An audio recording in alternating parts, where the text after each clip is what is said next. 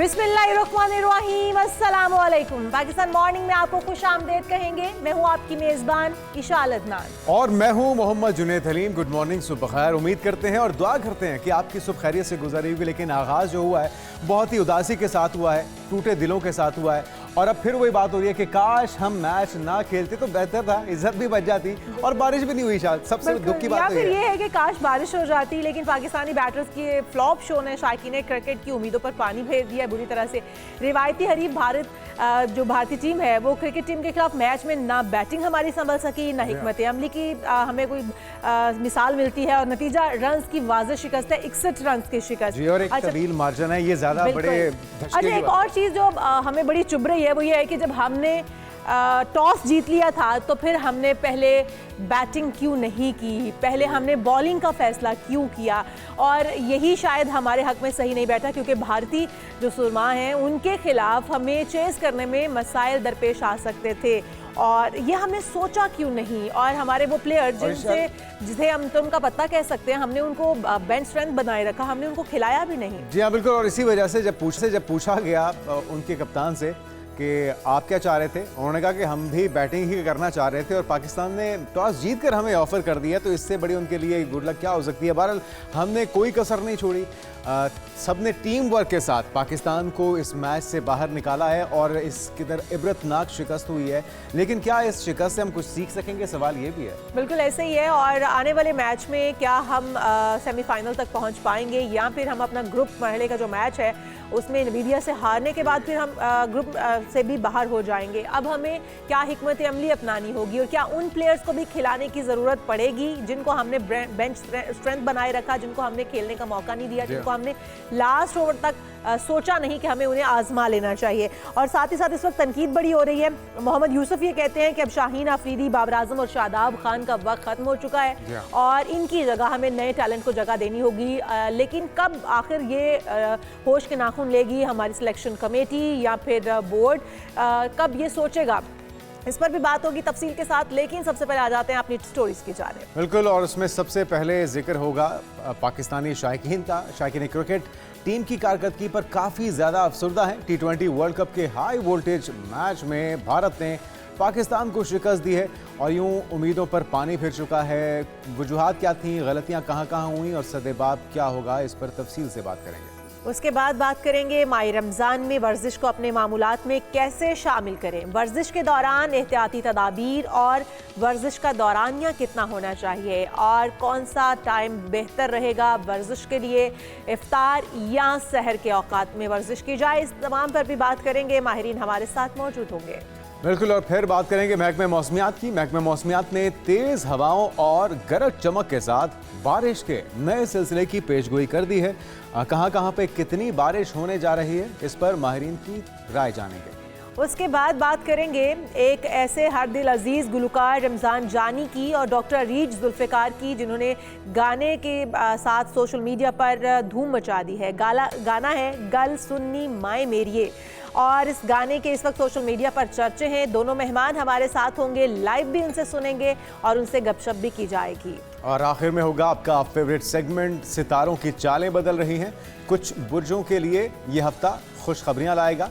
सितारों की रोशनी आपके लिए ये हफ्ता कैसा रहेगा, ये जानेंगे और भी बहुत कुछ जानेंगे आज के प्रोग्राम में। लेकिन आगाज़ कर लेते हैं उसी मौजू से जिस पर सभी तज़किरा कर रहे हैं। बड़े अरमानों के साथ, बड़ी एहतमाम के साथ, दोस्तों के साथ, अहबाब के साथ, सभी रिश्तेदारों के साथ ये मैच देखने के लिए पूरी कोशिशें हो रही थी। लेकिन जब ये मैच शुरू हुआ है और पाकिस्तान ने टॉस जीत गया, उसकी भी बहुत खुशी थी। फिर हमने जब टॉस के बाद उनको बैटिंग की दावत दी है तो फिर हमें बड़ी हैरत हुई कि आखिर इस पिच के ऊपर ये फैसला क्यों किया गया है। और फिर हमने वही देखा कि उनके कप्तान की तरफ से कहा गया कि ये तो हम चाह रहे थे कि बैटिंग करें, पाकिस्तान ने टॉस जीतकर हमें मौका दे दिया। हैंडशेक फिर भी नहीं हुआ इशान, और हरदर्मी उसी तरह बरकरार थी। और यही वो मौका था कि उनकी हरदर्मी का हम जवाब देते खेल के जरिए, जो अनफॉर्चुनेटली हम नहीं दे सके। अली थनोली हमारे साथ मौजूद हैं, स्पोर्ट्स तज्जियाकार, हमाद सदीक स्पोर्ट्स जर्नलिस्ट भी हमारे साथ मौजूद होंगे। सबसे पहले अली भाई आपकी तरफ आ जाएंगे। अली भाई, इस पिच का हमें अंदाज़ा था, इस पर पहले भी हम खेल चुके और हमारे अभी तक के जो T20 वर्ल्ड कप के मैचेस थे हमने इसी श्रीलंका के अंदर ही खेले हैं। हमें पिच का अंदाज़ा था, इसके बावजूद कि हम टॉस जीतकर बैटिंग करते, हमने बॉलिंग को चूज़ किया और हमने चेस करने की कोशिश की, जो कि हमारे लिए मुश्किल था। भारतीय स्पिनर्स के सामने पाकिस्तान की पहले भी चली नहीं है, तो अब कैसे चल पाती। ये जो फैसला किया पाकिस्तान ने, आप क्या समझते हैं कि ये दबाव था पाकिस्तान के ऊपर, टीम के ऊपर, या फिर माइक हेसन का ये फैसला था? आखिर ये फैसला कप्तान का था, माइक हेसन का था, किसका था ये फैसला? और ये गलत फैसला हमें ग्राउंड के अंदर फिर नजर आया, हमारी टीम मुश्किल से गुजरती हुई नजर आई हमें। जी थैंक यू विशाल। देखिए, एक चीज आपने नोट की होगी, सलमान अली आका जब प्री मैच प्रेजेंटेशन में आए तो उन्होंने कहा कि जी अभिषेक शर्मा को होना चाहिए। हमें बड़ा अच्छा लगा कि जी भाई कॉन्फिडेंस है, एक बॉडी लैंग्वेज है जो पॉजिटिव नजर आ रही है। ये जो कॉन्फिडेंस था ये हमें ओवर कॉन्फिडेंस नजर आया। और दूसरी बात ये है कि आप ये देखें, आपने अभिषेक शर्मा को आउट कर लिया, उसके बाद आपने कितना प्रेशर उन पे एक्सर्ट किया। आप लेफ्टी आए हुए हैं, लेफ्टी पिच पे खड़े हैं और आपने ला के फिर लेफ्टी लगा दिए। ठीक है, आपको आप खुद अच्छा ओवर करा रहे थे, उसके अलावा आपके पास और भी इतनी सारी ऑप्शंस थी। फहीम अशरफ आपने उससे ओवर नहीं करवाए, उसके अलावा आपके पास इतने बेंच पे थे, आपने शहनशाह अफरीदी से ओवर क्यों करवाए? दूसरी बात ये कि आपने जो पिच की बात की, आपने पहला मैच जो खेला वो भी आप दुआओं से जीते, फहीम अशरफ ने आपको जिताया, जबकि आप ये देख रहे हैं कि जो सेकंड आ रहा है उससे चेज में मुश्किल हो रही है और आप तो कभी चेज कर ही नहीं सकते। आपके इतना अंदर तो वो पोटेंशियल ही नहीं है, वो कैपेसिटी ही नहीं है कि आप वो प्रेशर हैंडल कर सकें। तो आपने कैसे पहले बॉलिंग ले ली और बाद में आप चेज की तरफ चले गए।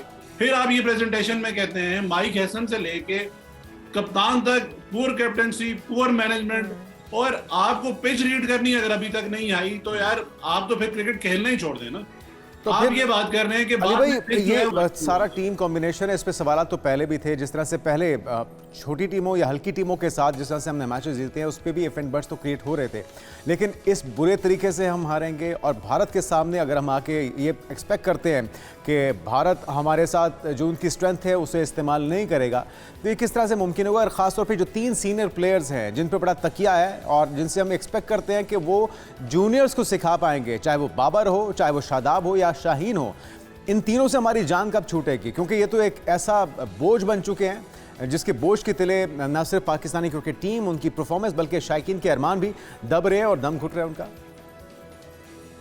जुनैद भाई, आपने बहुत जबरदस्त चीज पॉइंट आउट की है। मसला ये है कि मेरिट का कत्लेआम हर जगह पे हो रहा है। आपको कहीं भी आप देखें मेरिट नहीं नजर आ रहा। हर जगह ये दो जो हमें दामाद मिले हुए, इन्होंने हमारी टीम को तबाह कर दिया। हमने पहले भी आपको याद होगा बात की थी, शादाब का कंफर्म था कि वो आएंगे ही आएंगे, चाहे वो परफॉर्म करें या ना करें। उनके लिए जगह खाली छोड़ी गई, इतने अरसे से छोड़ी गई, और जो परफॉर्मेंस है वो आपके सामने है। बाबर को देख लें, बाबर के 6 मैचेस में अगेंस्ट इंडिया सिर्फ 150 है, उसके अलावा उनका 1 0 है और 1 16 है और 1 12 है और इस तरह के रन है। तो आप देखें ना, बाबर को तो खुद समझना चाहिए कि भाई आप नहीं है भाई वो प्लेयर T20 के, आपकी नेचुरल गेम है, आप वनडे खेलें, आप टेस्ट क्रिकेट खेलें, आप ये छोड़ दें। मतलब एक बंदे को खुद भी एहसास होना चाहिए। उसके अलावा शहनशाह अफरीदी हैं, कल भी आपने देखा सेकंड ओवर उन्होंने जबरदस्ती लिया, जबकि आपने सलमान अली आगा के लास्ट के इंप्रेशंस अगर आपने देखे हो तो लास्ट ओवर में सलमान अली आगा सारी हिलाते रहे। भाई जब आपकी इतनी मजबूरी है कि आपने शहनशाह अफरीदी को ओवर देना ही देना है तो फिर आप कैप्टेंसी छोड़ दें। तो इस तरह तो नहीं होगा। आपने जो नॉन परफॉर्मर है उसको आपने जबरदस्ती ओवर दिया हुआ है, तो पता नहीं क्यों ये इस चीज के कॉम्प्रोमाइजेस चल रहे हैं। और कोई जुनैद भाई, सबसे इसमें बात ये कि हम हर दफा ये बात करते हैं इंडिया से मैच है, अब तो हमारी कैपेसिटी ये है कि हम इंडिया से जीत ही नहीं सकते। जब उसका मसला ये है कि अकाउंटेबिलिटी 0 है। कोई बंदा, सबको पता है अकाउंटेबल किसी को ठहराना नहीं है। वो चाहता है फहीम अशरफ को ना खिलाया जाना, उसे बॉलिंग ना करवाया जाना, ये फैसला क्या समझते हैं कि किसका था और क्यों उनकी जगह नहीं बन पाई? विशाल, आप ये देखिए कि फहीम अशरफ वो लास्ट मैच में अगर आप इंडिया के अगेंस्ट देखें वो सबसे बेहतर बॉलर साबित हुए थे, ठीक है, और आपने उनसे बॉलिंग नहीं करवाई। जबकि अगर आप ये बात करते हैं कि स्पिन फ्रेंडली विकेट थी तो आपके तो सारे आउट ही फास्ट बॉलर ने आके शुरू में किए, ठीक है। पांड्या ने आपको 2 विकेट्स लेके दी, शुरू में आके उन्होंने आउट किया, उसके अलावा बुमराह ने आउट किया, स्पिनर्स तो बाद में आके आपके गले पड़े। भाई नई बॉल के साथ भी अगर फास्ट बॉलर आपको विकेट लेके दे रहा है तो इसका मतलब है कि हमारे फास्ट बॉलर में वो पोटेंशियल नहीं रहा और आपने अपने फास्ट बॉलर को यूज ही नहीं किया। और मसला वही है कि भाई आप अपना बेंच स्ट्रेंथ बेहतर करें, आप ये बात करते हैं सीनियर्स को खिलाएं, सीनियर्स भाई दूसरी तरफ कौन से सीनियर? लेकिन ये सीनियर्स नहीं अली भाई, लगता है कि हमारा बेड़ा गर्क कर दिया है। ये किसकी पर्चियां हैं? एक तो ये दामाद जो है ये हमें ले बैठे हैं और ये कब तक चलता रहेगा, क्योंकि अब तो शायकीन इस कदर अफसरदा है, इस कदर नाउमीद हो चुके हैं कि शायद अगली बार कोई मैच देखे ही ना। जिनको खतरा था उन्होंने हमें मनवा भी लिया और अब तो हम कह रहे हैं कि काश ये मैच ना खेला होता। हमें हमाद सिद्दीकी साहब भी ज्वाइन कर चुके हैं। हमाद भाई आपको भी वेलकम कहेंगे, आप भी हमारे दुख में बराबर के शरीक हैं। क्या कहेंगे, ये कौन हैं, किनकी पर्चियां हैं, कब तक ये बोझ उठाए रखेंगे हम और इन्हें मौका दिया जाता रहेगा? सारा कुछ होते हुए, टैलेंट होते हुए, ऑप्शंस होते हुए, फिर भी इन्हीं को खिलाया जाता है जिनके बारे में हम सभी जानते हैं कि ये इनसे नहीं हो पाएगा।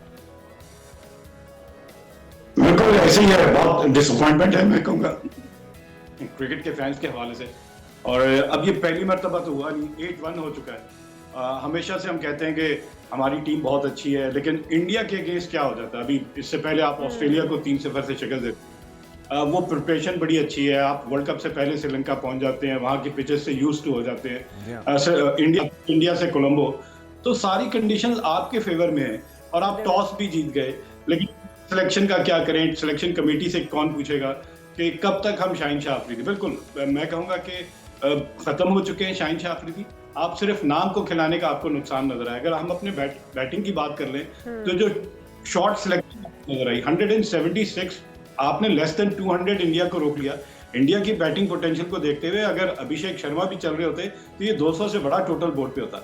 अब आपकी रीच में था, रीच से बाहर होता 200 प्लस, तो हम कहते हैं यार नहीं हमारे बैट्समैन की इतनी नहीं है कैपेसिटी, वो 200 से कम कंफर्टेबल। चले वो तो हो गया था। बेशक शाहीन शाह अफरीदी को महंगे पड़ गए थे, अबरार ने बहुत बुरी बॉलिंग की, शादाब ने बहुत बुरी बॉलिंग की। मैं ये नहीं कहूँगा कि जस्टिफाई है, बिल्कुल उनसे भी पूछा जाएगा कि क्या दिमाग में था उनके कि जब आपने बाकी बॉलर स्पिनर अच्छे बॉल करें और एक ही ओवर करवाना है। यार आपने एक ओवर करवाना, एक ओवर भी आप जगह पे नहीं कर सकते, लेंथ पे नहीं कर सकते। आपने बुमराह को अगर शाहिद अयूब ने छक्का लगा दिया तो वो उसके माइंड से खेला, अगला बॉल उसने सरप्राइजिंगली यॉर्कर उसको। तो यहाँ पे आपसे बॉल नहीं होती तो फिर आप काहे के बॉलर हैं यार? किस चीज के आप फास्ट बॉलर हैं? फास्ट बॉलर फिर आपको बाहर बिठाना, आपको नहीं खिलाना चाहिए था। अच्छा हमारे भाई, हमारा कोई एक भी प्लेयर, 7 प्लेयर्स में से कोई एक भी हमारा डबल फिगर में दाखिल नहीं हो सका। इसकी क्या वजह समझते हैं? कि क्या हमारे बॉलर तो ठीक है, आप समझ रहे हैं कि बॉलर्स परफॉर्म नहीं कर पाए, हमारे बैटर्स भी परफॉर्म नहीं कर पाए हैं। इसकी क्या वजूहात समझते हैं? क्या कोई प्रेशर था या फिर वही बात कि ये टीम के अंदर रखने लायक नहीं रहे ये तमाम प्लेयर्स, क्योंकि कोई एक भी चलता हुआ नजर नहीं आया हमें? 100% प्रेशर था। कोई ये ना माने तो मैं नहीं कहूंगा कि नहीं प्रेशर नहीं था।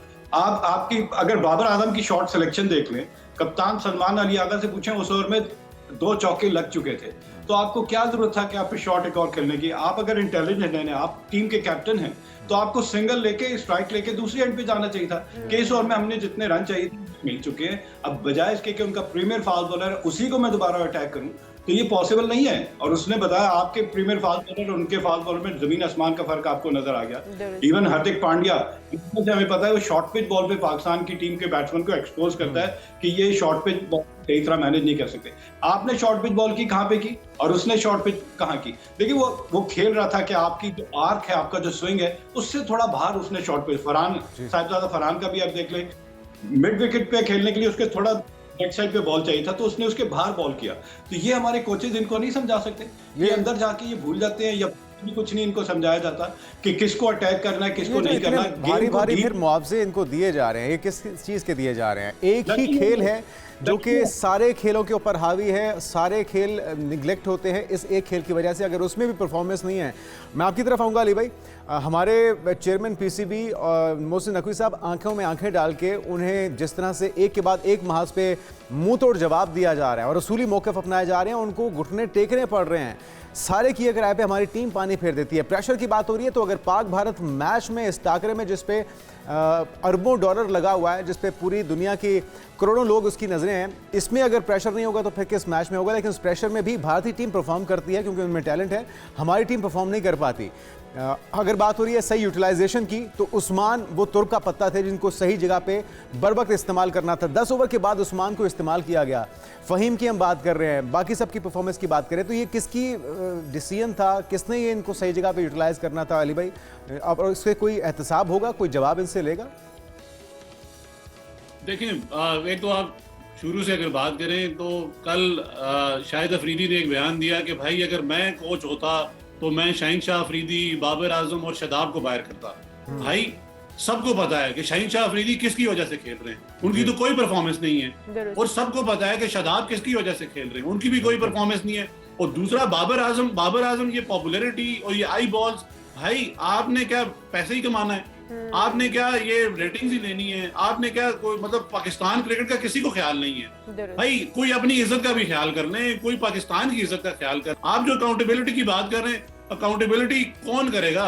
मोहसिन नकवी साहब की क्या प्रोफेशनलिज्म है, या वो कितने वो क्रिकेट को समझते हैं? वो वही बात है, वो नॉन प्रोफेशनल लोग तो उन्होंने रखे हुए हैं। आप वो देखें, आमिर मीर साहब उन्होंने रखे हुए, वो साफी, वो खुद साफी। मतलब आप मुझे ये बोले ना कि यार मैं कुछ जाके इस तरह की कोई काम करूं कि इंजीनियरिंग में कुछ जाके मैं बहुत बड़ा कोई तीर मार दूंगा, ये पॉसिबल नहीं है।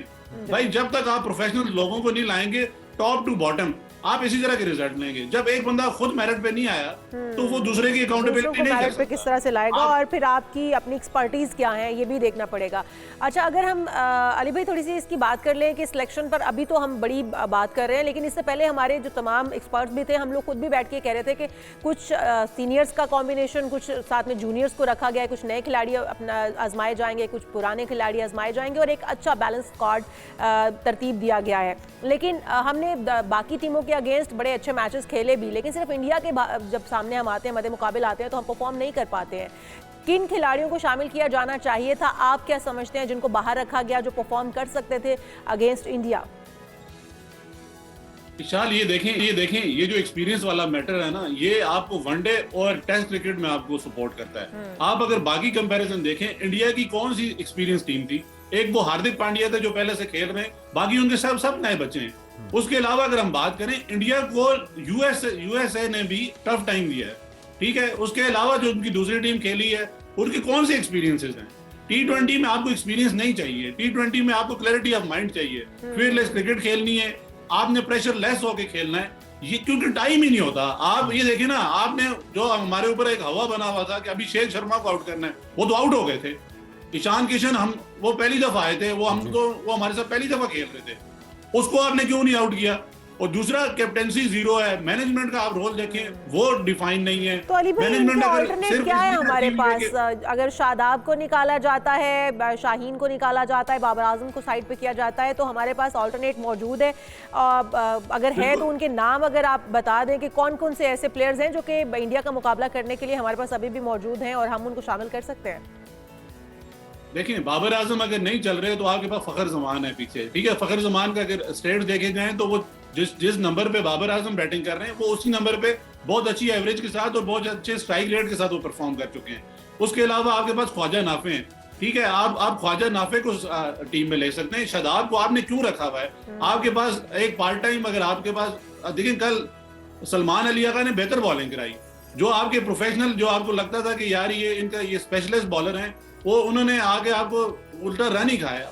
सलमान अली आगा बेहतर बॉल कर सकते थे, आपके फहीम अशरफ बैकअप पे पड़े हुए हैं, आपने उनसे बॉल नहीं करवाए। इसी तरह आप बहुत सारी चेंजेस कर सकते हैं, आप चेंजेस बहुत सारी हो सकती हैं। और अभी फौरी तौर पे भी चेंज की अशद ज़रूरत है। नामीबिया के खिलाफ अगला मैच है, उसमें हिकमत अमली क्या होनी चाहिए। लेकिन अभी जो हम बात करें हमाद भाई, पहला ओवर सलमान अली आगा ने करवाया, एक बहुत बड़ी तगड़ी विकेट अभिषेक शर्मा की ली और अगले ही ओवर में शाहीन शाह अफरीदी को भेज दिया। 10 ओवर तक उस्मान तारिक को इस्तेमाल ना करना, और जब उनके खिलाड़ी जम गए, जो लॉस होना था, जो एक रन्स का पहाड़ बनना था, वो रन्स का पहाड़ भी बन गया। तो ये क्या हिकमत अमली है, ये क्या मंतक है, आपको समझ में आई? बिल्कुल किसी को भी नहीं समझ आई। देखें, आप लेफ्ट हैंडेड बैट्समैन है और उसके आगे आप Shadab right arm leg spinner, और right arm leg spinner ball भी कहाँ कर रहा है? Down the leg side ball कर रहा है। मतलब आपने ना वहाँ पे फील्डर है और आप वहाँ पे बॉल कर रहे हैं। इतनी क्रिकेट खेलने के बाद मैं सिर्फ ये पूछूंगा, आप बॉल कहाँ पे कर रहे थे? आपने उसकी जहाँ बैट्समैन चाहे वहाँ उसको आसानी से शॉट मिल जाए, वहाँ पे बॉल, तो आपका एक्सपीरियंस का हमने क्या फायदा उठाया? कोई फायदा ही नहीं उठाया। वही पुराना बाल था शादाब की बॉलिंग का कि वो लेग स्पिनर लग ही नहीं रहे थे। पिछले मैच में अगर आप नीदरलैंड और यूएसए के खिलाफ देख ले तो हाँ कदरे बेहतर नजर आई, लेकिन क्रंच मैच में जहां पे आपको पता चलता है कि कौन अच्छा बड़ा प्लेयर है, वहां पे तो आप पैनिक कर गए। वहां पे तो आपका सारा, मैं कहूंगा कि कॉन्फिडेंस शेक हो गया और आपने जो बॉलिंग कराई है वो क्लब की बॉलिंग नहीं थी। फिर शाहीन शाह अफरीदी बहुत अरसे से एक्सपोज हुए थे, लेकिन हमने कहा नहीं जी, शाहीन शाह अफरीदी को ही खिलाएंगे। आते साथ शॉर्ट पिच बॉल की और ईशान किशन ने डीप मिड विकेट पे बासानी छक्का लगा। नया बॉल कर रहे हैं आप, corridor of uncertainty, off stump और ऑफ स्टंप के बाहर बॉल करें, आप वहां से बॉल को मूव करें बाहर की जानिब। आपको पता है कि बैट्समैन प्रीडोमिनेटली लेग साइड को प्रेफर करेगा,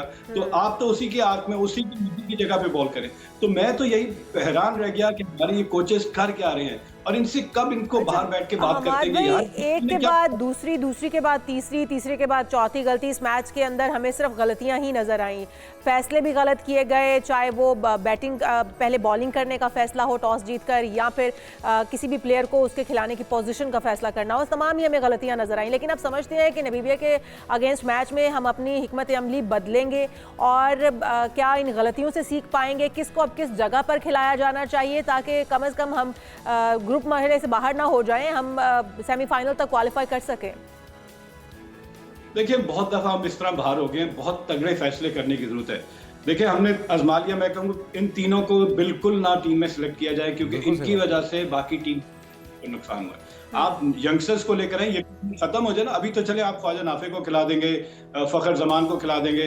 कल की बात करें फहीम अशरफ से जब बॉल ही नहीं कराना था तो फखर जमान को खिलाते, ख्वाजा नाफे को खिलाते, उसको भी हमें पता है 10, 15, 20 रन बनाएगा। इसके मुकाबले ऐसा बैट्समैन जो 50 रन बना दे, मैच जिता लेगा, तो प्रॉपर बैट्समैन डाल देते। अच्छा चले, अभी तो खैर हमने इनको भी बाहर कर दिया, बाबर को भी आउट कर दिया, शादाब को भी, और साथ साथ शाहीन शाह अफरीदी को। तो ऑब्वियसली चॉइस वही है कि पहली दफा हिस्ट्री में पाकिस्तान ने 6 स्पिनर्स के साथ बॉलिंग की, तो आप स्पिनर ही आपका काम पूरा कर देते हैं। नहीं चाहिए हमें शाहीन शाह जैसा फास्ट बॉलर।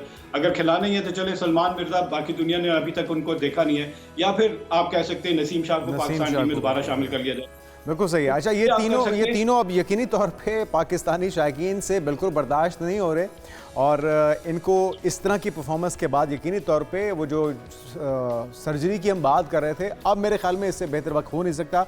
आपके ख्याल में अली भाई कौन किसकी रिप्लेसमेंट हो सकता है और क्या फौरी तौर पे इन तीनों को हटा देने से टीम वापसी उसका कमबैक हो सकता है, रिवाइवल हो सकता है? सर्जरी तो करनी है सर, पहले तो अपने आप से स्टार्ट करें, ठीक है, नॉन प्रोफेशनलिज्म खत्म करें इस बोर्ड में, अकाउंटेबल ठहराएं लोगों को, तो फिर ये सर्जरी वाला कोई एलिमेंट है वो समझ भी आता है। दूसरी बात ये है कि हम तो यही नहीं अभी ना पेज रीड कर सकते हैं, ना मैनेजमेंट का कोई रोल है, ना वो उनका कोई किरदार है। मैनेजमेंट का काम ये है कि आपने होमवर्क करना है, आपने हर बॉलर को, हर बैट्समैन को रीड करके उसके अगेंस्ट प्लान बनाना है। कोई प्लान आपको नजर आया? कोई नजर नहीं आया। लेफ्टी खड़े थे, आपने ला के शादाब को लगा दिया और वो लेग स्विंग करते हैं, और वो बॉलें भी कहाँ कर रहे हैं वो कोई पता नहीं है। अभी अगर हमने नमीबिया के खिलाफ, फिर वही बात है कि भाई आप बैटिंग लिया करें, आपसे प्रेशर हैंडल नहीं होता। इंडिया तो बहुत बड़ी टीम है, आपको उससे कोई मुकाबला नहीं है। इवन अगर अभी हमने ग्रुप स्टेज अगर आगे पार करना है, हमें नमीबिया के खिलाफ पहले बैटिंग करनी चाहिए और रन करके तो हम फिर कोई इसको कंटेन कर लें। दूसरा, इन जो हमारे जो सीनियर प्लेयर्स हैं इनसे जान छुड़ा लें। T20 में आप नए फ्रेश बंदे लेके आए, फ्रेश प्लेयर लेके आए, नाफे को खिला दें भाई आप, उसके अलावा फखर जमान को खिला दें, और मतलब अपना जो प्लेयर कम्बिनेशन है वो बेहतर कर लें। हम उम्मीद करते हैं कि ये इन तमाम गलतियों पर कान धरेगी हमारी टीम भी और ओवरकम करने की कोशिश करेगी। और यहाँ पर हमें कोच माइक हेसन की हिकमत अमली पर भी बड़े सवाल उठ रहे हैं कि आखिर वो उनकी हिकमत अमली यहाँ पर नज़र नहीं आ रही है। किस तरह की स्ट्रेटजी तरतीब दी गई है टीम को मैदान में उतारने के लिए? क्या ये हारने के लिए मैच खेला गया था या फिर जीतने के लिए? क्योंकि स्ट्रेटजी हमें नज़र आती है वो हारने के लिए ही नज़र आती है। तमाम टीम यकजान होकर हारने की कोशिश करती हुई हमें नजर आई है। बहुत शुक्रिया। अली तनोली भाई हमारे साथ मौजूद थे, हमाद सदीकी भाई भी हमारे साथ मौजूद थे। दोनों तज़ियाकार हमारे साथ बराबर के शरीक है। तमाम शायकीन क्रिकेट के साथ बराबर के शरीक है क्योंकि इस वक्त दुख हम सबका साझा है और पूरी पाकिस्तानी टीम जहाँ जहाँ पर पाकिस्तान से बाहर भी शायकीन क्रिकेट बैठे हुए हैं जो कि शाहीनों से बड़ी मोहब्बत करते हैं, जो कि बाबर आजम को खेलते हुए देखना चाहते हैं, या शाहीन, शादाब या तमाम प्लेयर्स को देखना चाहते हैं। ये हमारे हाथ जोड़, वो इस वक्त दुख का इजहार कर रहे हैं। आपको खेलते हुए नहीं देखना चाहते क्योंकि हमने जितने उम्मीदें, तवक्कुआत लगाई हुई थी, आपने एक बार नहीं हर बार बड़ी ही कंसिस्टेंसी के साथ, मुस्तकिल मिजाजी के सात आपने हमें नाउमीद किया है और अब हम आपको टीम में नहीं देखना चाहते। मैनेजमेंट को, सिलेक्शन कमेटी को, चेयरमैन पीसीबी को जो खुद वहाँ पे स्टेडियम में मौजूद थे, किन तवक्कुआत के साथ गए होंगे टीम को बकअप करने के लिए, एक तवील जो एक एफर्ट की है उन्होंने पाकिस्तान के मकाम को ऊपर रखने के लिए। बांग्लादेश के साथ हम खड़े रहे और ये मैच ना खेलते हुए हमने फाइनली खेलने का फैसला किया। फिर वेदर फोरकास्ट भी बता रही थी कि शायद बारिश हो जाए, कुछ भी नहीं हो पाया और क्योंकि हमारी टीम ने परफॉर्म नहीं। यही बात कि हम इन दामादों से हाथ जोड़कर माफ़ी चाहते हैं कि प्लीज़ हमारी जान छोड़ दीजिए, क्योंकि अब हम मज़ीद आपका बोझ नहीं उठा सकेंगे। टीम की फिटनेस भी बहुत ज़रूरी है, टीम की स्ट्रेटजी, हिकमत अमली बहुत ज़रूरी है कि टीम एक टीम बनकर खेले, ना कि इंडिविजुअल कि मैंने खेलना है या दूसरे ने खेलना है, दूसरे के ऊपर जिम्मेदारी डालनी है। किसने जिम्मेदारी लेनी है? पूरी टीम की जिम्मेदारी है। हम उम्मीद कर सकते हैं कि नामीबिया के अगेंस्ट खेलने वाला जो मैच है, पाकिस्तान हमारी टीम एक अच्छी हिकमत अमली के साथ मैदान में उतरेगी और एक अच्छा खेल पेश। बिल्कुल, आपने टीम की फिटनेस बात की है, लेकिन रमजान आ रहा है, हमारी सबकी फिटनेस भी बहुत जरूरी है। किस तरह से मुमकिन हो पाएगा? एक ब्रेक के बाद इस पे बात। Stay with us. Welcome back. माह रमजान आने वाला है और सिर्फ रूहानी तरबियत ही नहीं होती, बल्कि जिस्मानी नज़्म ज़ब्त का भी बेहतरीन मौका हमें इस महीने में मिलता है। और रोज़े की हालत में खासतौर पे दुरुस्त रूटीन का होना, मुनासिब वक्त पर हल्की फुल्की वर्जिश और मुतवाज़िन ग़िज़ा इंसान को न सिर्फ तवाना रखती है बल्कि ज़हनी सुकून भी फराहम करती है। बिल्कुल जी। तो सवाल ये है कि रमज़ान में वर्जिश को मामूलात का हिस्सा किस तरह से बनाया जाए और वर्जिश का दौरानिया और वक्त क्या होना चाहिए, किन एहतियाती तदाबीर को नज़रअंदाज नहीं करना चाहिए, क्योंकि जब हम रोज़े में होते हैं तो उसके बाद रोज़ा अफ्तार करने के बाद हमारी एनर्जी बिल्कुल एग्जॉस्ट हो जाती है, हमारे में इतनी हिम्मत नहीं होती है कि हम एक्सरसाइज करें, और फिर हमारी मुतवाज़िन ग़िज़ा होना बहुत ज़रूरी है। हम चिकनी चीज़ें इतनी खा लेते हैं, तली हुई अशिया हम इतनी ज़्यादा अपने इफ्तार में इस्तेमाल करते हैं कि उसके बाद वाकई में हमारे अंदर जो एक एनर्जी होनी चाहिए वो बिल्कुल ख़त्म हो चुकी होती है। फिर हम मीठे ड्रिंक्स पीते हैं। तो क्या कुछ किया जाए इस माह रमज़ान का सही से इस्तेमाल, अपने ज़हन, अपनी तवानाई को यूटिलाइज़ किस तरह से किया जाए, ये हम आज जानेंगे, क्योंकि हमारे साथ फिजिशियन मौजूद हैं, हमारे साथ फिटनेस ट्रेनर मौजूद हैं, Rahman Abbas. Welcome to show कहेंगे रहमान भाई आपको। फिर से जानेंगे कि हमारे रमज़ान के मामूलात में किस तरह से वर्जिश को ऐड किया जा सकता है, क्योंकि सहरी में ख़वातीन, उनके पास भाग दौड़ होती है, काम इतने सारे होते हैं कि सबको सहरी करवानी है, खुद भी सहरी करनी है, तो टाइम नहीं मिलता। उसके बाद रोज़ा रखने के बाद क्या सहरी कर लेने के बाद एक्सरसाइज की जाए या फिर इफ्तार के बाद? अच्छा, अभी आपने बोला मुतवाज़िन ग़िज़ा, कहानी यहीं से शुरू होती है। मुतवाज़िन ग़िज़ा, लोग कहते हैं कि माह रमज़ान आगे पकोड़े चलेंगे, समोसे चलेंगे, चाट चलेगी, ये चलेगा, वो चलेगा। अगर आपने इतना कुछ खा लिया, मैं कहता हूँ कि अगर मैंने भी खा लिया ना तो मैं लेज़ी हो जाऊँगा, एकदम खुमारी सी छा जाएगी। अच्छा, इतनी नज़ाहत या वीकनेस आ रही होती है, ज़्यादा खाने की वजह से होती है? ओवरऑल आपकी बॉडी में देखो, आप 14-16 आवर आपने एक डाइट सर्कल में से गुजरे हैं, परहेज़ की है, आपका रोज़ा है, उसके बाद फ़ौरन अपने इंजन में हैवी लोडेड चीज़ें आप डालते हो। तो आप इमेजिन करें कि गाड़ी आप जब स्टार्ट करते हैं, थोड़ी सी रेस देते हैं, फिर स्लोली आप जाते हैं। ये तो नहीं ना फ़ौरन आप चौथे गियर पे लगा के फ़ौरन उसको आप हिट करते हो। सेम लाइक बॉडी को आप स्लोली लाइट डाइट से एक्टिवेट करें, जो एनर्जी की चीज़ें हैं फ़ौरन डाइजेस्ट हो जाए, ना कि समोसे पकोड़े। ऑब्वियसली कोई भी देखेगा, फीलिंग तो होगी, मज़ा आएगा, लेकिन उसके फ़ौरन साइड इफ़ेक्ट्स होते हैं। आपका सिस्टम स्लो हो जाता है, आप लगता है कि ठीक है लेज़ी हो गया, स्टमक पे एकदम प्रेशर आ जाता है, तो आप कभी भी वर्कआउट नहीं कर सकते। तो इसलिए मैं ये समझता हूँ कि रमज़ान में मुतवाज़िन ग़िज़ा सबसे पहले, फिर बाकी चीज़ें। जब आप मुतवाज़िन ग़िज़ा का ख्याल रखेंगे, चाहे इफ्तार है चाहे वो सहरी है, तो ऑब्वियसली 1 से 2 दिन में आपकी बॉडी सेट हो जाएगी और आप एनी टाइम वर्कआउट कर सकते हो। कि अगर आप बिफोर करना चाहते हो, मेंटली मेकअप हो गए, अगर ज़्यादा बेहतर क्या है आपके ख्याल में? क्योंकि इफ्तार के बाद भी जिस तरह आपने कहा, ये बहुत ही ज़बरदस्त है कि थोड़ा खाएं, पहले वो जो श्रिंक हो चुका है आपका स्टमक, उसको आहिस्ता आहिस्ता आप स्पेस दें, और कितनी देर के बाद फिर आपको एक्सरसाइज करनी चाहिए अगर आप इफ्तार के बाद करना चाहें? अच्छा, उसमें कुछ पर्सन्स ऐसे हैं, वो कहते हैं सिर्फ हमें जर्नल फिटनेस चाहिए या हमने मेडिसिन लेनी है फ़ौरन, तो डॉक्टर रिकमेंड करते हैं सम टाइम कि आप इफ्तार से फ़ौरन पहले जस्ट फॉर फिटनेस आप ट्रेनिंग कर सकते हैं। अच्छा। लेकिन 15 से 20 मिनट सिर्फ सिस्टम को एक्टिवेट करने के लिए, देन आफ्टर आप फ़ौरन जो है ना मेडिसिन इनटेक कर सकते हैं। ये एक डिफरेंट एक सिनेरियो है। अब नॉर्मल पर्सन ने अगर करना, तो मैं रिकमेंड करूँगा 2 ऑप्शंस। फर्स्ट ऑप्शन ये कि अगर आपने इफ्तार कर लिया तो फ़ौरन light digest pre workout food आप बनाएं, जैसे खजूर हो गया, फ्रूट चाट होगी घर की बनी हुई, और नींबू पानी आप एनर्जी के लिए, या विटामिन सी, कैल्शियम, वो आप पी सकते हैं। ये आपका प्री वर्कआउट फूड बन जाएगा। ये नहीं कि चाट मसाले खाने हैं, मसाले खा के तो ऑब्वियसली बर्प्स वगैरह आएंगे, डकार आएंगे, तो आप वर्कआउट नहीं कर सकते। नमाज पढ़ी, फ़र्ज पढ़े, देन आप वर्कआउट कर लो। 1 से 2 दिन में बॉडी सेट हो जाती है। मैं अपनी भी बात करता हूँ और लोगों को भी देखता हूँ, तो उसमें हो जाता है। अगर आप इससे नेक्स्ट लेवल पे जाना चाहते हैं कि नहीं, नीड मोर एनर्जी, मुझे मसल का मोर एक्टिवेट करना है, देन आप तरावी वगैरह पढ़ ले, लेकिन आपने डिनर नहीं करना। ओके। आपने प्री वर्कआउट फूड अच्छे से ले लिया, नमाज पढ़ी, थोड़ा रेस्ट किया, तरावियों का टाइम हो गया, देन आफ्टर आप आराम से वर्कआउट कर सके। वर्कआउट किया, आप 2 से 3 या 4 घंटे आप नींद अपनी पूरी करें, नेक्स्ट बॉडी को फिर आप प्रिपेयर करें। अच्छा रहमान भाई, ये भी लोगों की कंप्लेन होती है कि जब वो कुछ खा लेते हैं, चाहे थोड़ा खाएं या ज़्यादा खाएं, लेजीनेस आ जाती है, उसके बाद उनका बिल्कुल हिम्मत जवाब दे चुकी होती है। अच्छा, ये बात वैसे भी है, हम लोग खुद भी अगर एक्सपीरियंस करें तो जब तक हम रोज़े की हालत में होते हैं तो हम बड़े एक्टिव होते हैं, भाग दौड़ चल रही होती है, हम इफ्तार की तैयारी कर रहे होते हैं, हम सारे अपने जो काम है वो भी सर अंजाम दे रहे होते हैं, नमाज भी चल रही होती है, लेकिन जैसे इफ्तार हुई नहीं है, हमने थोड़ा खाया या ज़्यादा, डजंट मैटर, हमारी बॉडी बिल्कुल एनर्जी डाउन हो जाती है और हम खुद भी शायद लेज़ी हो जाते हैं। तो अगर जो रोज़े के औकात हैं उसके अंदर कोई करना चाहता है तो कर सकता है हल्की फुल्की एक्सरसाइज, क्योंकि एक तो वैसे ही आप रोज़े की हालत में होते हैं तो इतनी हैवी एक्सरसाइज की आपकी बॉडी को ज़रूरत नहीं रहती है, तो जो हल्की फुल्की एक्सरसाइज है वो किसी और टाइम पे भी कर सकते हैं। अच्छा, उसमें ऐसा है कि जैसे आपने बताया कि कुछ खाने के बाद लेजी हो जाते, अब वो कौन से खाने हैं? हर खाने नहीं है। आप नींबू पानी पी लें, आप खजूरें खा लें, आप कुछ बादाम खा लें एनर्जी के लिए, आपका कोई सा भी प्री वर्कआउट फूड बने, प्री वर्कआउट फूड जो एनर्जी हमें दे, फौरन डाइजेस्ट हो, स्टमक लिवर को प्रेशराइज ना करे, ठीक है, फौरन एनर्जी एब्जॉर्ब हो जाए और हमें एनर्जी दे, एक्टिवेट करे।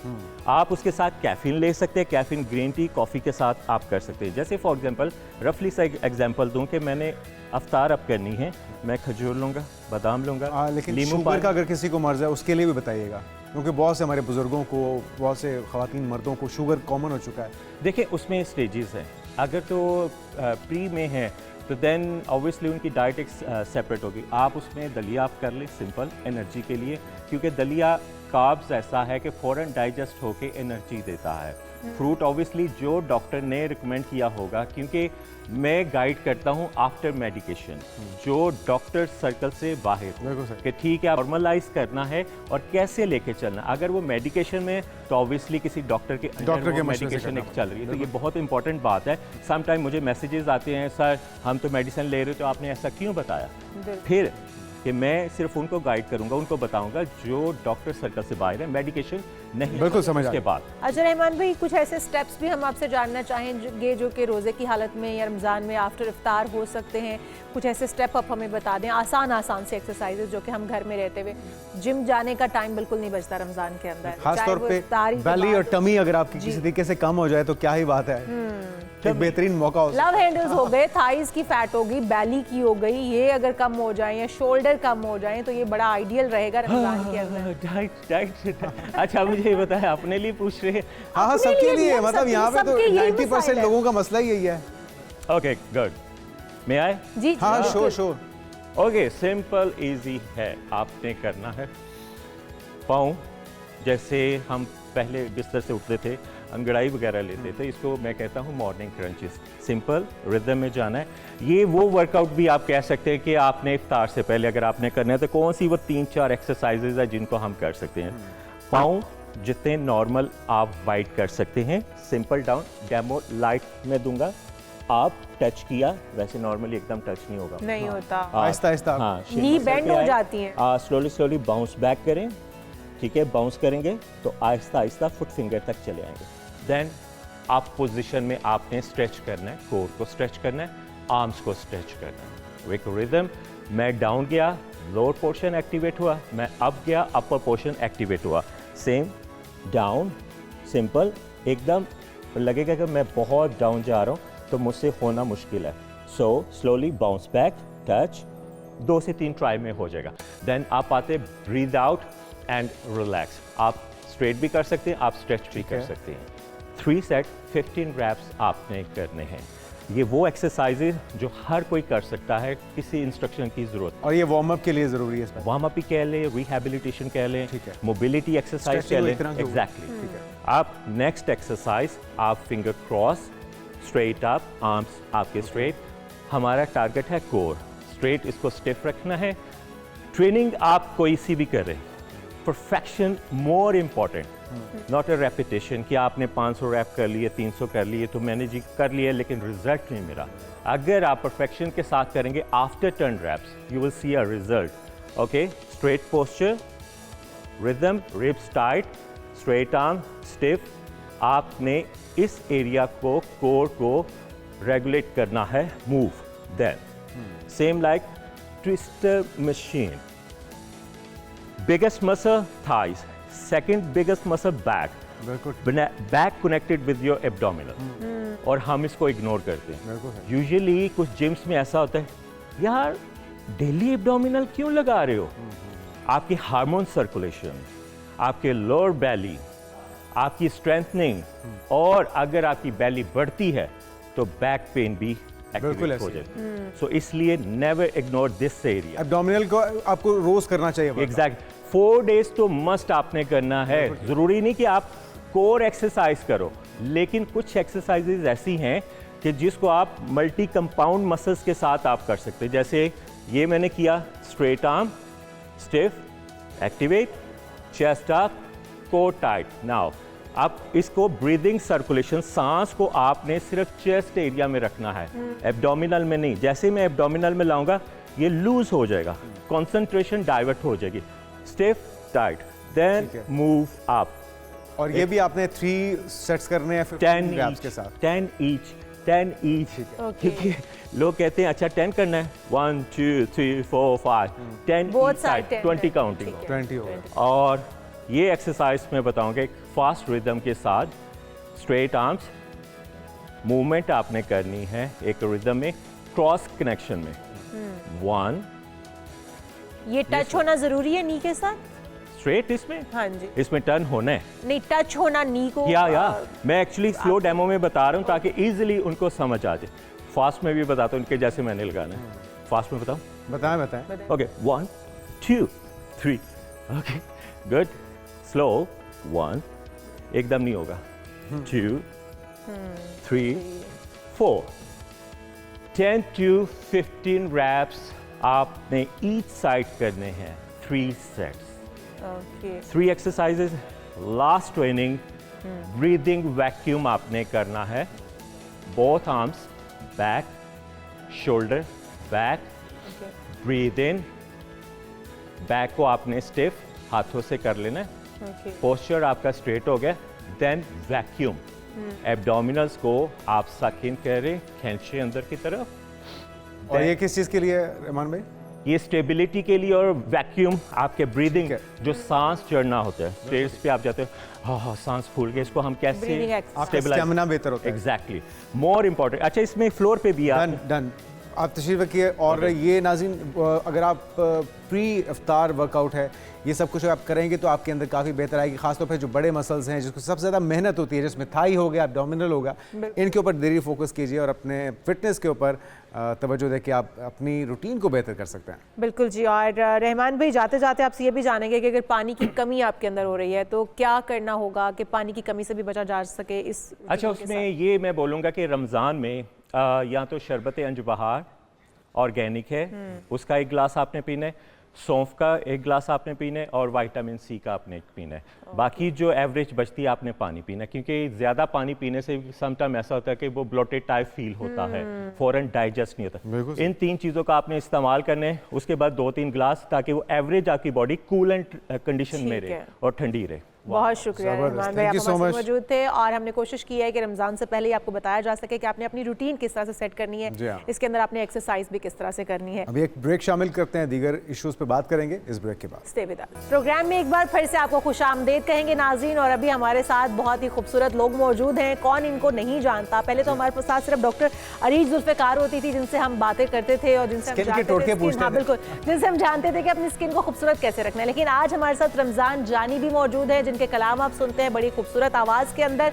और मैं तो वैसे भी बहुत फ़ैन हूँ. मैं तो रमज़ान में भी, रमज़ान से वैसे भी, जब दुखी हो खुश हो, हर हाल में मैं गाड़ी में लगा के इनको अक्सर सुना करती हूँ. तो मेरी तो आज दिल की, वो कहते हैं ना, मुराद भी पूरी हो गई कि ये हमारे साथ मौजूद हैं. लेकिन इन दोनों ने मिलकर एक गीत जो है वो पेश किया है. इसके ऊपर एक बड़ा माँ को ट्रिब्यूट पेश किया. माँ को डॉक्टर अरीज ने ट्रिब्यूट पेश किया है। उनकी वालिदा कुछ अर्सा पहले दुनिया से चली गई थी, तो वो उनको ट्रिब्यूट भी इस गाने के अंदर पेश कर रही हैं।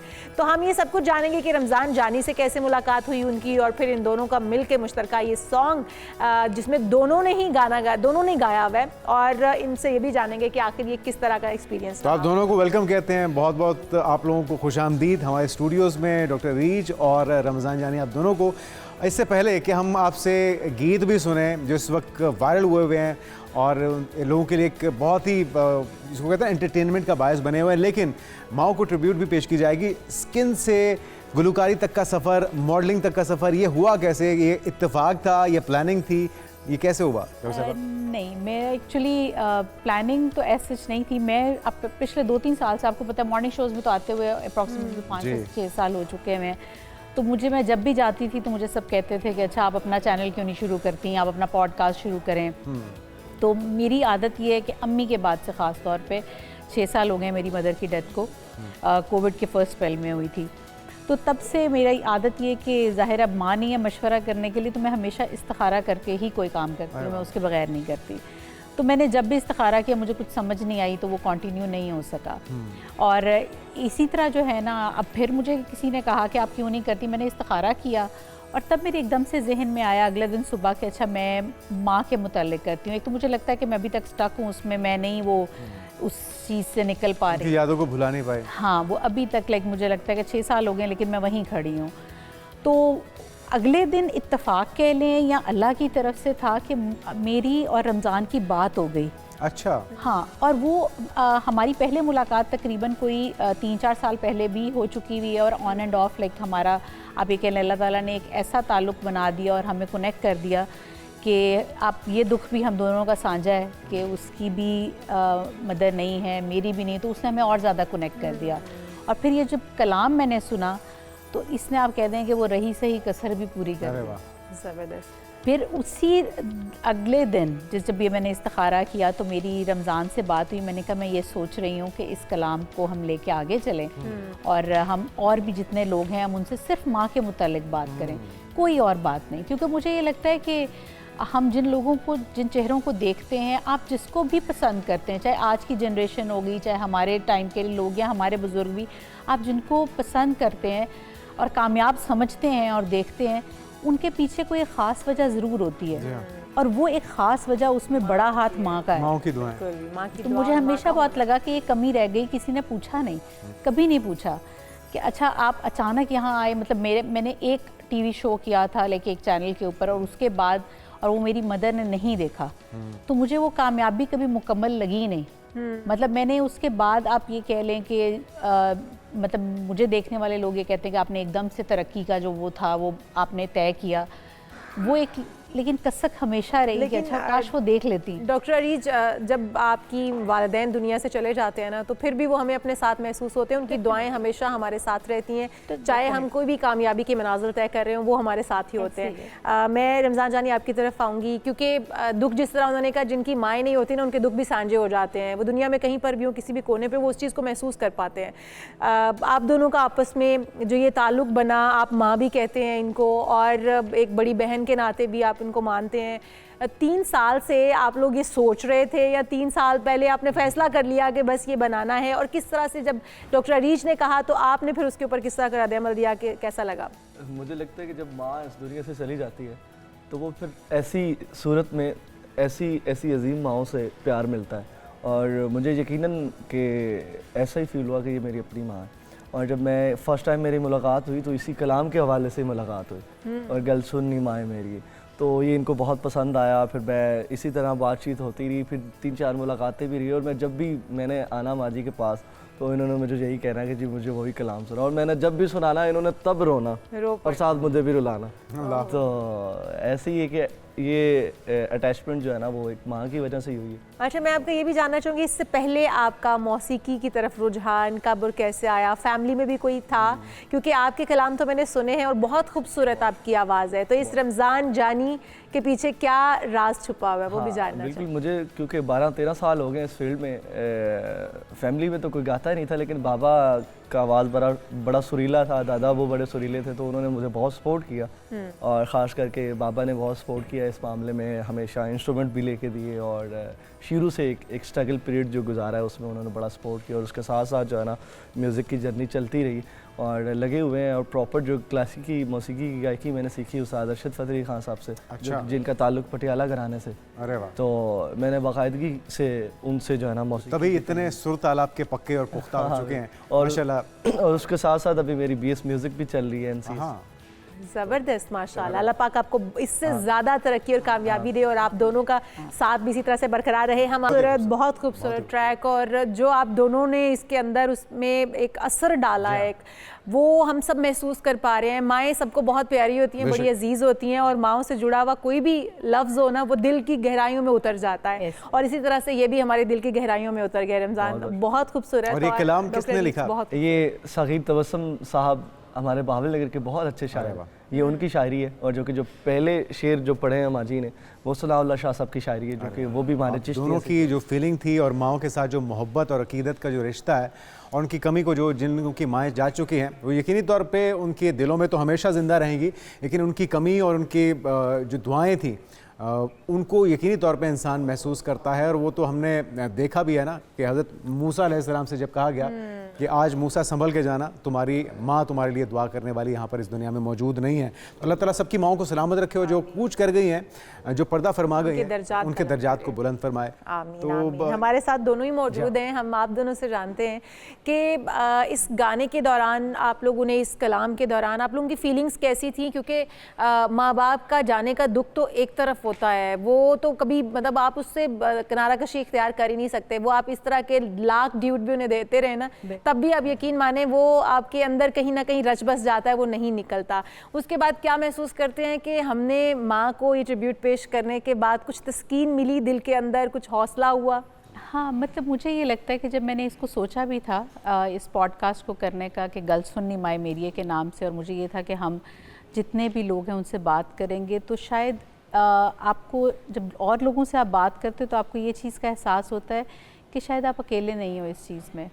और जब आप उन लोगों से बात करते हो जिनकी माएँ साथ हैं और फिर आप उनको देख रहे होते हैं, तो वो भी एक खुशी ये होती है कि हाँ मतलब, और फिर ऐसे लगता है कि अच्छा वो दुआएं भी आप तक पहुंच रही हैं। तो वो मुझे लगता है कि शायद हाँ मेरे संभलने का थोड़ा अमल शुरू हो गया है जब आपको और लोगों के साथ आप कनेक्ट होते हैं। और मुझे लगता है कि खुशियों में आपके कोई शामिल हो या ना हो तो वो गुजर चल जाता है, लेकिन दुख में अगर आपके साथ और लोग शामिल हो जाए ना तो वो थोड़ा आसान हो जाता है। मेरे साथ अनफॉर्चुनेटली हुआ भी यही था कि कोविड के फर्स्ट स्पेल में मेरी मदर की डेथ हुई थी, और उस वक्त वो दौर था कि जिस वक्त वो कहते हैं ना कि क़यामत के रोज़ नफ्सा नफ्सी का आलम होगा, तो वो दौर था कि मैं अपनी माँ के पास अकेली थी। मतलब उसमें मेरे 3 भाई हैं और तीनों ही अमेरिका में थे, और कोई भी नहीं आ सका था क्योंकि फ़्लाइट्स ही नहीं थी, कोई रिलेटिव नहीं था, कोई नहीं था। मैं एक ही बहन हूँ, और जब अम्मी हॉस्पिटल में थी तो वो 9 रातें मैंने गाड़ी में मतलब गुजारी अकेले। पूरी पार्किंग में हॉस्पिटल की कोई एक और गाड़ी नहीं होती थी, और मुझे गार्ड कहता था कि डॉक्टर साहब आप घर क्यों नहीं चली जाती, वो अंदर नहीं जाने देंगे आपको। और मैं नहीं जाती थी, मैं वहीं बैठी रहती थी, और मुझे ये था कि मैं अपनी माँ को ठीक घर लेकर जाऊँगी। और विदिन सेकेंड्स लाइक अम्मी बिल्कुल ठीक हो गई थी, उनकी लास्ट रिपोर्ट जो थी वो बिल्कुल ठीक आई, और डॉक्टर और मैं बात कर रहे थे।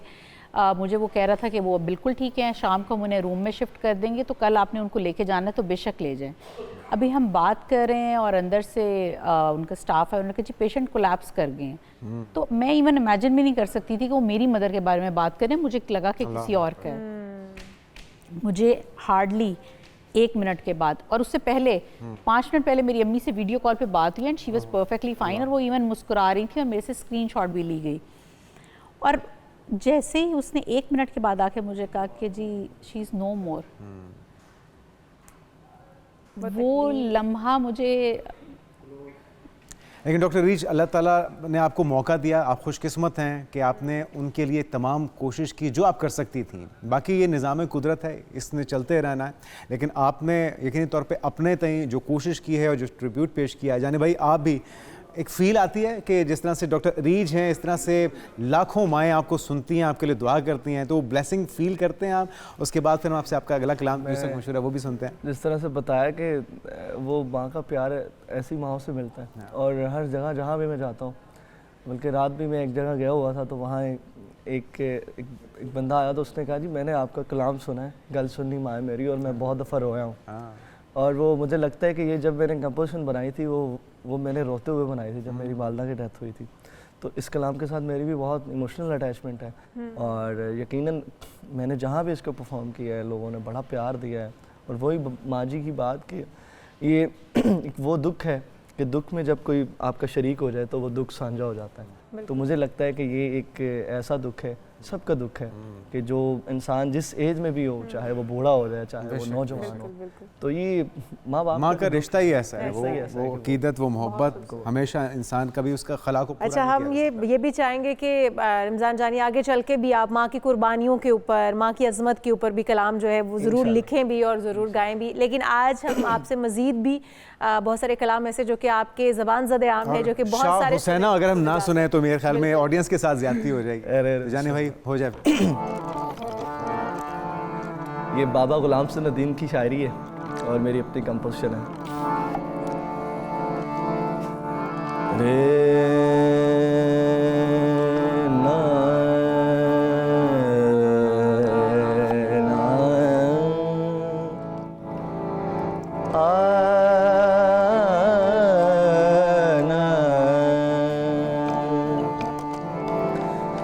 शाह हुसैना वेख ले सी बदली बैठे भेस, साडी जिंद निमाणी कूक दी अस रुल गए विच परदेस। उठ शाह हुसैना वेख ले सी बदली बैठे भेस, साडी जिंद निमाणी कूक दी अस रुल गए विच परदेस।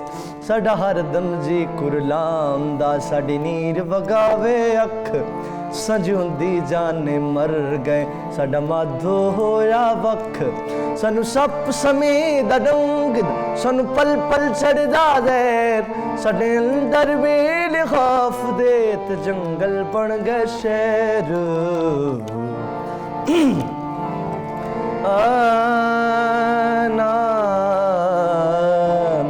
अस शोगमा विच डुबदे साडी रुड़ गई नौ पतवार, साडे बोलण ते पाबंदियां साडे सिर लटके तलवार।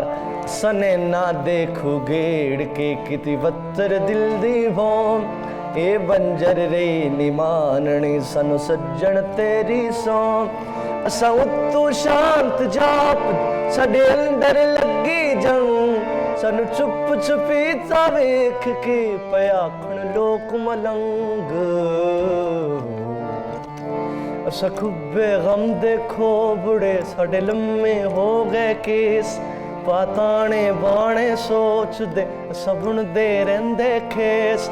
हुण छेती बोड़ी बुलिया साडी सूली टंगी जान, तैनू वास्ता शाह अनैत दा ना तोड़ी साडा मान। पैरी पाल घुंघरू साडी पावे जिंद धमाल, साडी जान लबां ते उपड़ी हुण छेती मुख विखाल। साडे सिर ते सूरज हाड़दा साडे अंदर सीत सियाल, बन छा हुण चेत्र रुख दी साडे अंदर भावड़ बाल। असा मच मचाया इश्क दा साडा लूसे आई की कलूम, असा खुद नू भुल्ले सांवला सा हरदम जपिया तू।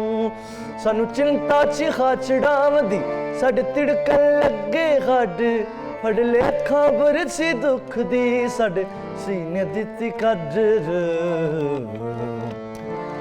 उठ शाह हुसैना वेख ले सी बदली बैठे बेस, साडी जिंद निमाणी कूक सिर गए विच परदेस।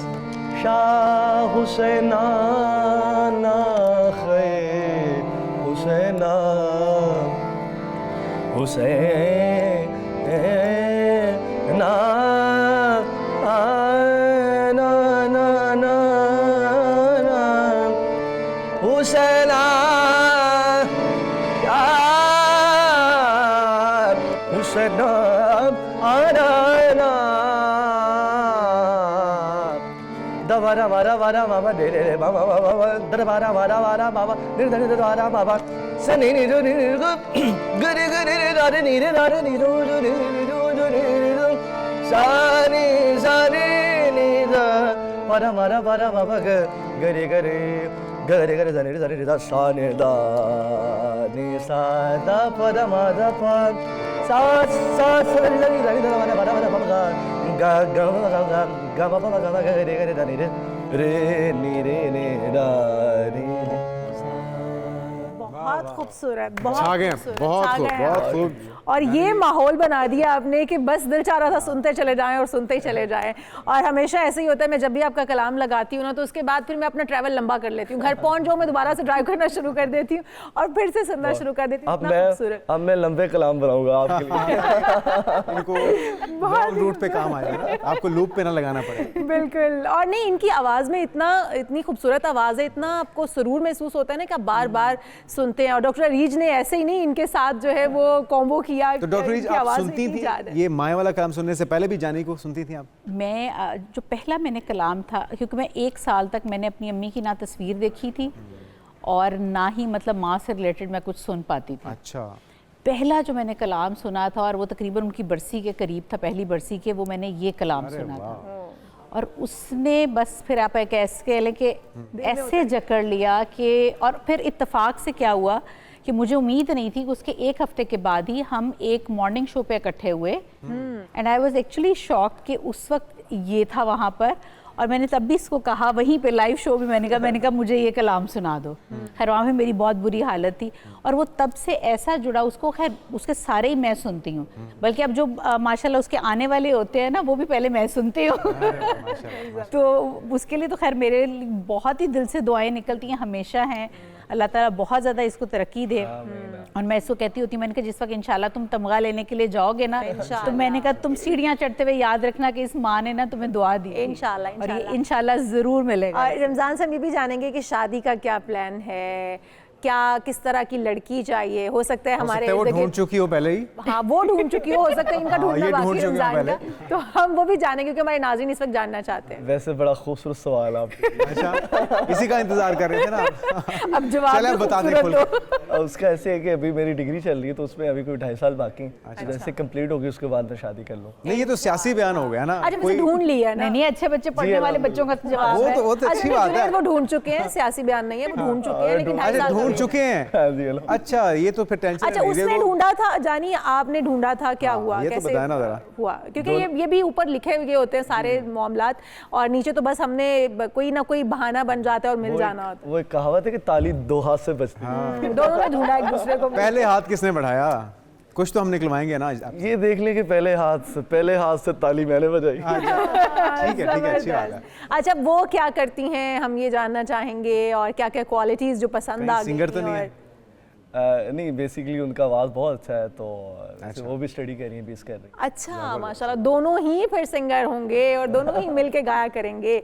अच्छा, अगर कभी अभी रूठ जाएं तो क्या गा के ही मना लेते हो आप? बात बन जाती है या फिर उनके ज़्यादा सुर ज़्यादा स्ट्रॉन्ग है, नहीं बात बन पाती? नहीं, अभी तो ये है कि वो अच्छी खासी मेरी ताबेदार है। ओह, अच्छा, माशाल्लाह। अभी से बुरा था कि आपको लग नहीं रहा कि आगे रहेंगी।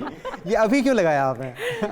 वो ये है कि क्योंकि अभी शादी नहीं हुई ना, तो जब शादी हो जाएगी फिर पता लगेगा आटे दाल का भाव क्या होता है। अच्छा, आपकी जो वो हैं जो अभी तक ताबेदार हैं, उनका कोई फेवरेट गाना तो हमारे नाज़रीन को सुनाइए, ताकि सब जो आप सुना के मना ही लेते हैं। वो वाला जरूर। बिस्मिल्लाह। बेसिकली तो क्लासिकल जी जरूर टेस्ट है उनका भी, तो उसके लिए नुसरत फ़तेह अली खान का कलाम है जो कि मैं आपकी खिदमत में पेश करूँगा। बिल्कुल।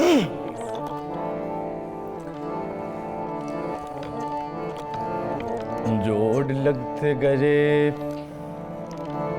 फसाने में, राज खुलते गए छुपाने में, रूठने का सबब तो तुम जानो, हम तो मसरूफ हैं मनाने में।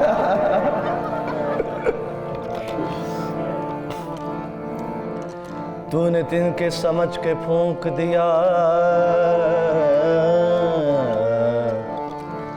तूने तिनके समझ के फूंक दिया, मेरी दुनिया थी आशियाने में।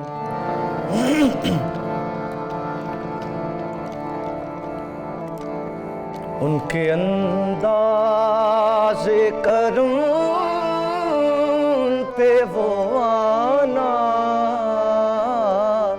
दिल का, उनके अंदाज़े करूं उन पे वो आना दिल का, उनके अंदाज़े करूं उन पे वो आना दिल का, उनके अंदाज़े करूं उन पे वो आना दिल का। हाय वो वक्त वो बातें वो ज़माना दिल का। वाह वाह वाह। हाय वो वक्त वो बातें वो ज़माना दिल का। हाय वो वक्त, अरे वो भी अपने ना हुए, दिल भी गया हाथों से, वो भी अपने ना हुए, दिल भी गया हाथों से। ऐसे आने से तो बेहतर था ना आना दिल का। ऐसे आने से तो बेहतर था ना आना दिल का। उनके अंदाज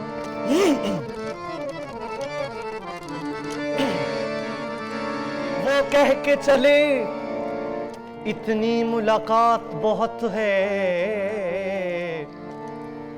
मैंने कहा रो रो के अभी रात बहुत है, आंसू मेरे थम जाएं फिर शौक से जाना, ऐसे में कहाँ जाओगे बरसात बहुत है।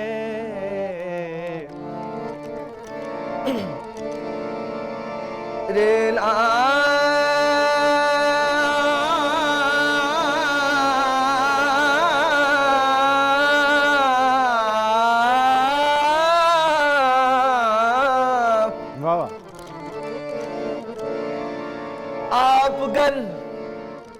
आप गर हुस्न की जागीर लिए बैठे हैं, अरे हम भी दिल में आपकी तस्वीर लिए बैठे हैं। चांद को तोड़ के, चांद को तोड़ के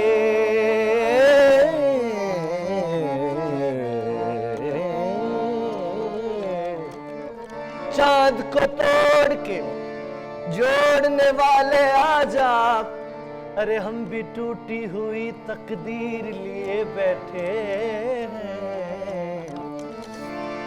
दिल लगी दिल की लगी बनके मिटा देती है, दिल लगी दिल की लगी बनके मिटा देती है।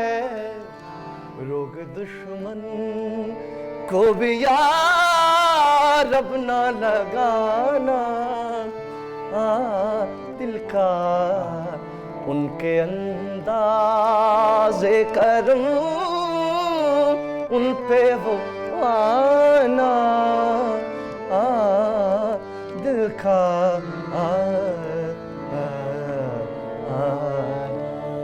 बहुत खूबसूरत छा है। गए। जानी ने जानी भाई। जितने दिल से उनके लिए ये गाया है, दिल से शायरी वो के असर कलाम गाया महसूस हो। हुआ है हमें और उन्हें भी हुआ होगा। हाँ, ये आवाज वहां तक पहुंच गई होगी। आप बाज आ जाएं, क्योंकि मुझे हर रोज डेली इंस्टाग्राम पे और सोशल मीडिया पे बहुत मैसेजेस आते हैं और वो लोग नहीं, उनके अब दिल हमने जो दुखेंगे खबर उनको दे दी है ना, जो आज आप बंद हो जाएगा सब। पेशाब खुलवाए हैं उससे। अब वो मैसेजेस आना बंद हो आपने जाएंगे। बहुत दिलों में दर्द डाल होंगे। दिए। अब आज दर्द डाल दिया। हाँ, अब बहुत सौ के दिल टूटे होंगे आज तो। आज इस और यही कलाम के कलाम बाद, सुनेंगे इस वो आपका इज़हार के बाद। और सलावातें भी सुनाएंगे, अब उसके लिए तैयार रहिएगा। वो यही है ना कि वो भी अपने ना हुए दिल दिखा हाथ। मौके की मुनासबत से आपने खूब कलाम सुनाया। छा अच्छा, गया। बहुत ही खूबसूरत। अच्छा, इसके अलावा क्या प्लान्स हैं आपके आगे फ्यूचर में और क्या कुछ करना चाहते हैं? फिर आप अपनी लाइफ पार्टनर के साथ मिलके भी इंशाल्लाह हमें गाते हुए नजर आएंगे, और किस प्लेटफॉर्म तक पहुंचना आपका ख्वाब है? यानी लाइफ पार्टनर के साथ मैं कभी नहीं गाऊंगा, लेकिन वो मैं सिर्फ अपने लिए सुनूंगा, मैं खुद सुनूंगा, किसी को नहीं सुनूंगा। नहीं, वो तो एक्सक्लूसिव होना चाहिए कुछ। तो नया एल्बम, नया ट्रैक कब मैं तक काफ़ी expected है? चीज़ों के ऊपर काम कर रहा हूँ, और जिस तरह से मैंने बताया कि डिग्री चल रही मेरी BS म्यूज़िक की NCA, तो उसके साथ साथ मैं चीज़ें अपनी, क्योंकि मैंने प्रोडक्शन का सेटअप भी बनाया हुआ है स्टूडियो अपने घर में, तो मैं मुख्तलिफ जॉनरास के ऊपर काम कर रहा हूँ, जिस तरह से मॉडर्न म्यूज़िक के साथ अपनी ईस्टर्न म्यूज़िक को फ्यूज़ कर रहा हूँ। अरे वाह। फ्यूज़न भी कर रहे हैं, और उसके साथ साथ नए नए जॉनरास भी एक्सप्लोर कर रहे हैं, और टेक्निकली तरीके के साथ थ्रू सूफीज़म और फोक को हम लेके चल रहे हैं, और साथ साथ क्लासिकल को भी लेके चल रहे हैं। हमने बहुत सारे कुछ ट्रैक्स बनाए हुए हैं, जिनमें हमने एक ट्रैप म्यूज़िक का एक जॉनरा रखा है, जिसमें मेरा क्लासिक अंग है, पंजाबी का फोक अंग है, और साथ हमने एक रैप भी डाला है। तो इस तरह से भी अपने इन फ्यूचर हम बहुत सारी चीज़ों के ऊपर बहुत आप कुछ हर अच्छा जनरेशन को एक देना चाहते हैं कि वो आपकी आवाज़ में हर जनरेशन महसूस हो सके और सब बिल्कुल एंजॉय कर सके। क्योंकि मुझे लगता है कि वक्त के साथ एक आर्टिस्ट को भी अपडेट होना चाहिए, तो बिल्कुल। क्योंकि जिस तरह का दुनिया चाह रही है तो उस तरह का काम देना चाहिए, तो इंशाल्लाह बहुत सारी चीज़। क्लासिकी मौसीकी कभी पुरानी नहीं होगी। हम अगली जनरेशंस में चलते चले जाएंगे, लेकिन ये मौसीकी अपनी जगह पर यूं ही बरकरार रहेगी। अरीज, आपसे भी कि आने वाले दिनों में माँ के ऊपर ही कुछ और आप दोनों का आपस में हमें कंट्रीब्यूशन नज़र आएगा, या फिर किसी और तर्ज का कोई म्यूज़िक हमें सुनने को मिलेगा? क्या प्लान्स हैं आपके? नहीं, इंशाल्लाह प्लान्स तो हमारे आगे काफ़ी अब इंशाल्लाह आपको नज़र आते रहेंगे। उनको हम ज़रा थोड़ा सा रखेंगे तो वो, ताकि आप लोग देखें भी। और बाकी ये कि जो इससे रिलेटेड है, क्योंकि ये पूरा पॉडकास्ट है वो गल सुन्नी माय मेरिए के ही नाम से है, और उसमें जो चैनल है वो मेरा अपना है, डॉक्टर अरीज जुल्फ़िकार डिजिटल। और वो ऑलरेडी स्टार्ट हो चुके हैं पॉडकास्ट? बिल्कुल हो चुका है, और अब ये कि बल्कि पहला जो है हमारा वो कल ही आप देखेंगे। अच्छा, कल पहला एपिसोड आ? कल बिल्कुल पहला एपिसोड, और वो है भी हमारे बेटे के साथ, रमज़ान जाने अरे के वाह, साथ। ढेरों दुआएं आप दोनों के लिए, और इस मकसद को अल्लाह ताला कामयाब करे, और आपको भी जिस खूबसूरत आवाज़ के साथ लोगों को आप एंटरटेन कर रहे हैं, बहुत कुछ नया देखने को मिलेगा। आप दोनों की तशरीफ आवरी का बहुत शुक्रिया। बहुत शुक्रिया, और इसी तरह से फलते फूलते रहिए और अपना और अपने मुल्क का नाम रोशन करते रहिए, माँ बाप का नाम रोशन करते रहिए। आपका बहुत बहुत शुक्रिया, मेरी माँ का बहुत बहुत शुक्रिया। सलामत रखिए, अल्लाह आपको सलाम। आमीन, आमीन। बहुत शुक्रिया। Thank you so much, thank you so much. एक ब्रेक लेते हैं नाज़रीन, और आपका फेवरेट सेगमेंट अभी बाकी है, सितारों का अहवाल। बिल्कुल जी, जानेंगे किसके सितारे गर्दिश में और किसके सितारे बहुत अच्छे चल रहे हैं, ये बताएंगे आपको इस ब्रेक के बाद। प्रोग्राम में एक बार फिर से आपको खुशामदीद कहते हैं नाजरीन, और अभी आप सबका फेवरेट सेगमेंट सितारों की चालें एक बार फिर से बदल रही हैं, और कायनात के इशारे ये बता रहे हैं कि आने वाला हफ्ता हर किसी के लिए यकसा नहीं होगा। कुछ बुर्जों के लिए खुशखबरियाँ होंगी, मौके होंगे और मुस्बत तब्दीलियाँ नजर आएंगी, तो कुछ को मामलात में एहतियात, सब्र और समझदारी से फैसले करने की ज़रूरत होगी। लेकिन वो कौन से सितारे हैं जिनको सब्र और तहम्मुल का मुजाहिरा करना होगा, और कौन से हैं जिनके लिए सब कुछ अच्छा है? ये हम सब जानते हैं। उनसा शाह से, उनसा कैसी हैं आप? खैरियत से हैं? Good morning. तो बताइए फिर कि कैसा गुजरने जा रहा है ये हफ्ता, और वैसे भी अब तो रमज़ान की आमद भी है, तो क्या तब्दीली आने वाली है हमारी ज़िंदगियों में इस हफ्ते? गुड मॉर्निंग, कैसे हैं आप दोनों? ठीक है, अल्हम्दुलिल्लाह, बिल्कुल ठीक। आप बताइए। अल्लाह का शुक्र है। चले स्टार्ट लेते हैं एरीज से, जो पहला साइन है उसके बारे में बात करते हैं। यहाँ पे 7 ऑफ पेंटिकल्स का कार्ड है, तो एरीज वालों के लिए थोड़ा पैसों को लेकर, फाइनेंस और मनी को लेकर आपको बहुत एहतियात करनी है। किसी पैसों का लेन देन है, कोई खरीदारी कर रहे हैं, कोई प्रॉपर्टी ले रहे हैं, या कोई स्टॉक एक्सचेंज करते हैं, कारोबारी इन्वेस्टमेंट्स कर रहे हैं, सेविंग कर रहे हैं, तो बहुत सोच समझ के आपने करना है, वरना आपके पैसे इस हफ्ते कहीं फंस सकते हैं, कोई आपको धोखा दे सकता है। अच्छा। इसी तरीके से रिलेशनशिप में भी अगर कोई आपका प्रपोजल आता है, रिश्ता आता है, तो भी बहुत सोच समझ के आपने फैसला करना है। किसी पे जल्दी या अंधा यकीन नहीं करना है, वरना अगेन वही है कि धोखा आपको मिल सकता है। वो रिलेशनशिप में भी धोखा हो सकता है और पैसों को लेकर। टॉरस की बात करते हैं, यहाँ पर 9 ऑफ वॉन्ड्स का कार्ड है। टॉरस वालों के लिए इस हफ्ते कामों में थोड़ी रुकावटें और डिले हो सकता है। अगर आप ट्रैवल का प्लान कर रहे हैं या कोई बिजनेस से रिलेटेड कोई आपका प्लान है या शादी का प्लान है, तो हो सकता है कि जो आप प्लान कर रहे हैं उन डेट्स पे वो काम ना हो, थोड़ा सा डिले हो सकता है, लेकिन हो जाएगा। ऐसा नहीं है कि कोई ब्लॉक नजर नहीं आ रहा, वक्ती रुकावट होगी, वक्ती डिले होगा, लेकिन काम हो जाएगा। जेमिनाई की बात करते हैं। जेमिनाई वालों के लिए एम्परर का कार्ड है, किंग का कार्ड होता है। आई थिंक ये हफ्ता उनके लिए बहुत लकी रहेगा, चाहे पैसे हो, रिलेशनशिप हो, शादी हो या फिर कहीं सफर पे जाना है, तो ये हफ्ता जेमिनाई वालों के लिए बहुत पॉजिटिव रहेगा। फिर कैंसर की बात करते हैं। कैंसर वालों को अपनी सेहत का बहुत ख्याल रखना है। मुकम्मल जो कंप्लीट जो नींद होती है 7-8 घंटे, वो जरूर लेनी है। ओवर थिंकिंग से आपने कैंसर वालों को बहुत दूर रहना है, यानी कि आप गैर जरूरी सोचों को अपने दिमाग पे हावी नहीं करें, वरना आपकी सेहत मुतासिर हो सकती है, एंजाइटी, डिप्रेशन हो सकता है। अदरवाइज ऐसा लगता है कैंसर वालों के मामलात अच्छे नजर आ रहे हैं। फिर लियो की बात करते हैं। लियो वाले थोड़े डबल माइंडेड हो सकते हैं। 2 ऑफ सोर्ड्स का कार्ड है। इनडिसाइसिव हो सकते हैं, कोई फैसला लेना है, कोई काम करना है, तो आप थोड़ा सा डबल माइंडेड हो सकते हैं, चाहे वो शादी का फैसला है या कारोबार का फैसला है, नौकरी का फैसला है, कोई ऑप्शन आएगा नौकरी का या बिजनेस का कोई ऑफर आ सकता है या पार्टनरशिप हो सकती है, या रिश्तों को लेकर भी आपकी माइंड जो है वो डबल माइंडेड हो सकता है। फिर टॉरस इसकी बात करते हैं वर्गो की, और वर्गो वालों के लिए जो कार्ड है वो है किंग ऑफ सोर्ड का।